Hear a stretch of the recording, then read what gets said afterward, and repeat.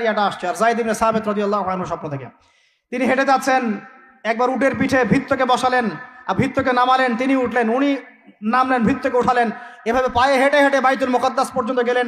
জানেন না আপনারা এগুলো ঘটনা? কোথায় এগুলো, কোথায় এখন বলেন? আছে পাঠ্যপুস্তকে? ঢাক, ঢোল, ডুগি, তবলা কি শুরু করেছেন আপনারা? আসলে আসলে বাঙালি সংস্কৃতি বলতে কি বোঝাচ্ছেন? আহমেদ সফার নাম শুনেছেন? তাকে ছাড়া আপনি বাঙালি সংস্কৃতি কোথায় পাবেন?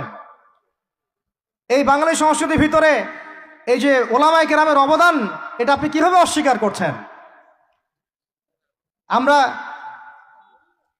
আমরা এখন পড়ে আছি কয়েকটা বিষয় নিয়ে। দেখেন, গান বাজনা, ঢাকঢোল, ডুগি, তবলা এবং এমন কিছু সংস্কৃতির নামে কাজ যেগুলোর মধ্যে শিরক আছে অথবা বেদাত আছে অথবা কুফর। আপনি রাস্তায় হাঁটছেন বানরের মূর্তি নিয়ে, বানরের সাথে আপনার কি সম্পর্ক? বানরের সাথে বাঙালি সংস্কৃতির কি সম্পর্ক? আমরা কি বানর থেকে আসছি? তাহলে বানরের মূর্তি আমি হাঁটে নিয়ে হাঁটবো কেন? বানর থেকে আসছে কারা? ওই যে শনিবারে যারা মাছ ধরতে নিষেধ করা হয়েছিল তারপরেও মাছ ধরেছে, আল্লাহ পাক বলছেন ওদেরকে বানর বানিয়ে দিয়েছে। জানেন না এটা? পড়েন, পড়াশোনা করেন। পড়াশোনা না করলে আমার সব কথা বুঝতে পারবেন না হয়তোবা। যদি বুঝতে না পারেন আরো একবার লেকচার শুনেন, রিপিটেড শুনেন, তারপরে আবার চেক করেন, ক্রস চেক করেন। একটা প্রজন্মকে আল্লাহ বানর বানিয়ে দিয়েছিলেন, কোরআনে দলিল আছে। আমরা কি সেই প্রজন্ম? তাহলে বানরের মূর্তি নিয়ে রাস্তায় হাঁটবো কেন? কেন আপনি পেঁচার সাথে আপনার কি সম্পর্ক?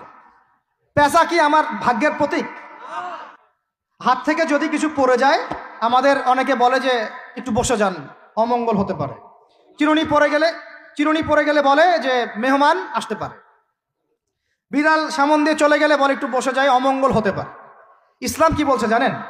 যখনই মনের মধ্যে কোনো কুলক্ষণ আসবে আপনি পড়বেন আল্লাহুম্মা লা তায়রা ইল্লা তায়রুক ওয়ালা খায়রা ইল্লা খায়রুক ওয়ালা ইলাহা গায়রুক। মানে আল্লাহ আপনার দেয়া কল্যাণ ছাড়া কোনো কল্যাণ নাই, আপনার দেয়া অকল্যাণ ছাড়া কোনো অকল্যাণও নাই, আপনি ছাড়া কোনো ইলাহ নাই। এই হলো মুসলমানের আকীদা। তো এখানে পেঁচার সাথে আপনার সংস্কৃতি কি সম্পর্ক? পেঁচা অমঙ্গলের লক্ষণ?